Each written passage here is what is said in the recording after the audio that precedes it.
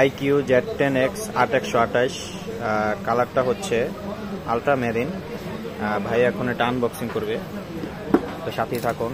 কীভাবে আনবক্সিং হচ্ছে, phone A to Z সব কিছু দেখানো হবে।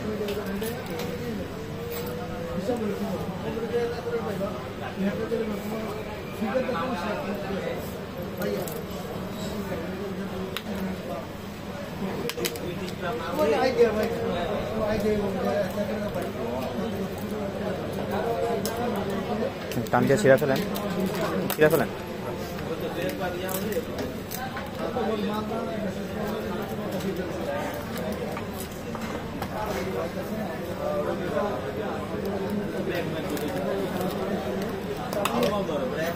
ডিজাইনটা খুব সুন্দর।